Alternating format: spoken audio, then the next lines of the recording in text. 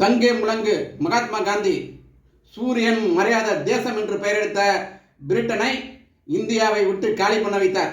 ஒரே ஒரு வேட்டி, ஒரே ஒரு துண்டு தான் அவர் அணிந்திருப்பார். போட்டு போடல, சூட்டு போடல, ஷூ போடல, ஷாக்ஸ் போடல, பெல்ட் போடல, ஒரே ஒரு வேட்டி, ஒரே ஒரு சட்டை. அதுதான் தன்னம்பிக்கை. அவர் தன்னம்பிக்கை நாயகன் மட்டுமல்ல, புரட்சி வீரன். என்னால் முடியும் என்று அவர் நம்பினார். பிரிட்டிஷாரை இங்கிருந்து அவர் வெளியேற்றினார். அவருக்கு வழிகாட்டியது அன்பு.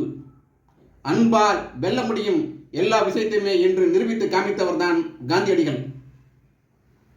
காந்தியடிகள் அக்டோபர் 2ஆம் தேதினாவே காந்தியடிகள் தான் ஞாபகத்துக்கு வருவாங்க.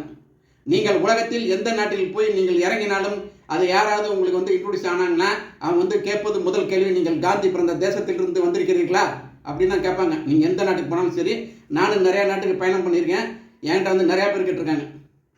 ஏனென்றால் காந்தி மாதிரி ஒரு மனிதர் பிறந்தாரா என்பது எல்லாத்துக்கும் ஆச்சரியமாக இருக்குது.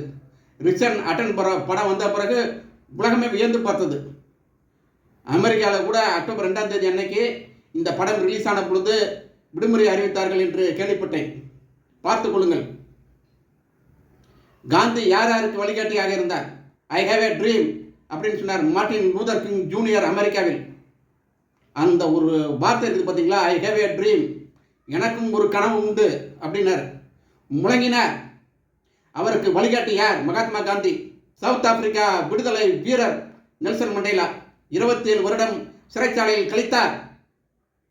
அவர் மனம் விரும்பும் போதெல்லாம் அவர் படித்த புத்தகம் சத்திய சோதனை, மகாத்மா காந்தியுடைய சுயசரிதை.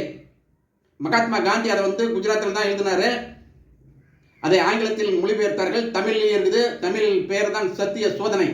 இந்த புத்தகம் ஒவ்வொரு வீட்டிலும் இருக்க வேண்டிய புத்தகம். ஆண் பெண் பாகுபாடு இல்லாமல் படித்து பாருங்கள் என் அன்பிற்குரிய நண்பர்களே. உண்மையில அந்த புத்தகம் படித்தீர்கள் என்றால் நீங்கள் வாழ்க்கையில் முன்னேறுவீர்கள் என்பது மட்டுமே உறுதி.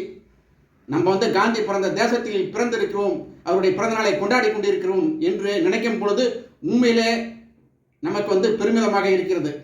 வாழ்க காந்தி.